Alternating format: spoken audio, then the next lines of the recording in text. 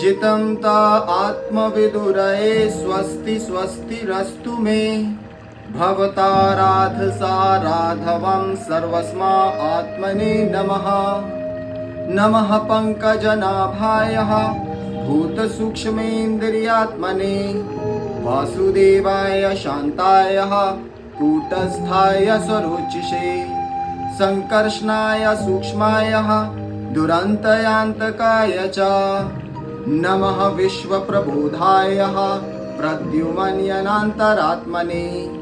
नमो नमो अनिरुद्धाय ऋषिकेशेन्द्रियात्मने नमः परमहंसाय पूर्णाय निभृतात्मने स्वर्गपवर्गद्वाराय नित्यं शुचिषते नमः। नमः हिरण्यवीर्याय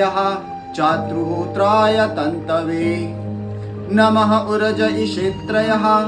पतये यज्ञनरेतसे तृप्तिदाय च जीवानां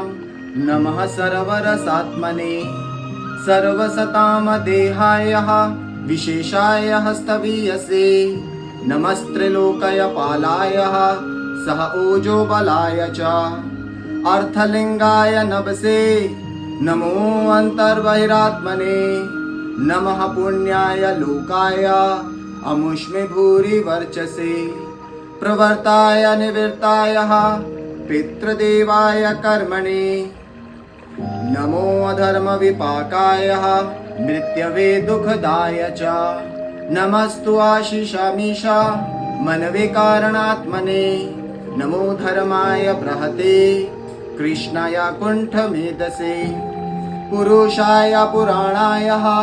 सांख्ययोगेश्वराय च शक्तित्रय समेताय मीडुषे अङ्कृतात्मने चेताकूतिरूपाय नमो वाचो विभूतये दर्शनं नो दुक्षणां देहि भागवतार्चितं रूपं प्रियतमं स्वनां सर्वेन्द्रियगुणाञ्जनं स्निग्धप्रार्वरङ्गघनश्यामं सर्वसौन्दर्यसङ्ग्रहं चाव्रत चतुर्बाहुं सुजातरुचिराननं पद्मकोशपलासाक्षं सुन्दरभ्रूसुनासिकं सुद्विजं सुकुकुलास्यं समकर्णविभूषणं प्रीतिप्रहिसदपाङ्गम् अलकीरूपशोभितं लसद्दपङ्कजकिञ्जुलक दुकूलं मृष्टकुण्डलं स्फुरत्किरीटवलये हारनूपुरमेखलं शङ्खचक्रगदापद्मा मालामणियुक्तमर्धिमतः सिंहस्कन्दो शोभिभ्रत् सौभाग्यग्रीवकौस्तुभं श्री अनपायनायक्षपत् निकषाशमूरशोलसत् पुररेचक सविगन् वलिवलभूतलोदरं प्रतिसङ्क्रमा यद्विश्वं नाभ्यावरत गभीर्यः श्यामश्रोणधिरोचिक्षणु दुर्कूलस्वर्णमेखलं समचारवङ्गघृणझङ्गोरु निम्नजानु सुदर्शनं पदाशरथ पद्मपलाशरुचिषा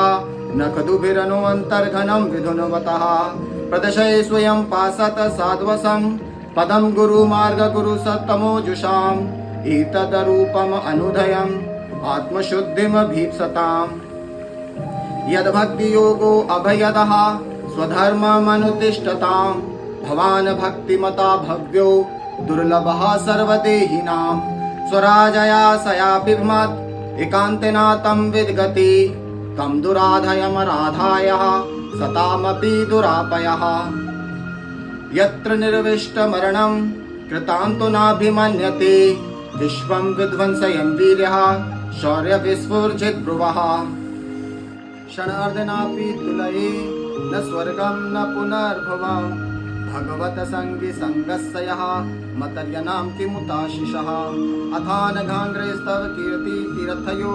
रन्तबर्हि स्नान विद्युत्पाप्मनां भूतेश वनक्रोश सुसत्वशीलिनां स्यासत संगमो अनुग्रह एष नस्तवः न यस्य चितं बहिरर्थविभ्रमं तमो गुयां च विशतमाविशतः यद्भक्तियोगानुग्रहितमञ्जसः मुनिविरचेष्टेन नु तत्र ते गतिं यत्रेदं व्यजयते विश्वं विश्वस्मिन् वभाति यत् तत्त्वं ब्रह्म परं ज्योतिर् आकाशमेव विस्तृतम् यो मायेदं पुरुरूपाय सृजत् बिभर्ति भूयः क्षपयते विक्रया यद्वेद बुद्धि सदिवा आत्मदुस्तया तमात्मतन्त्रं भगवन् प्रतिमहीः क्रियाकलापे ऋतमेव योगिनः शब्दविन्तः साधु यजन्ति सिद्धये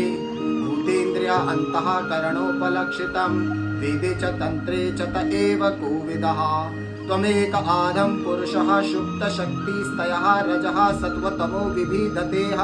महानां खं मरुदग्निवार्धरा सुरस्य यो भूतगणा इदं यतः श्रम स्वशक्तये इदम् अनुप्रविष्टः स च चतुर्विधं कुर्मात्मान् शकेनः अथो विदुस्तं पुरुषं सन्तमन्तः भुरङ्गते ऋषिकिमरधुसारगं यः स एष लोकान् अतिचण्डवेगो विकर्षसि त्वं खलु काल्याणः भूतानि भूतेर अनुमय तत्त्वो घनावली वार्युरः विष्मः प्रमत्तमुच्चेर इति कृत्य चिन्तयः प्रवर्तलोभं विषयेषु लालसं त्वं प्रमत्तः सहसः विपद्मसे झुलेलिहानो हरिवाकुमन्तकः कस्तवत्पदाब्जं विजहाति पण्डितो विसङ्गय यस्ते अवमानव्ययमानकेतनः विसङ्गया स्मद्गुरुर्चरित स्म यदं विनोपतीतं मनवश्चतुर्दशः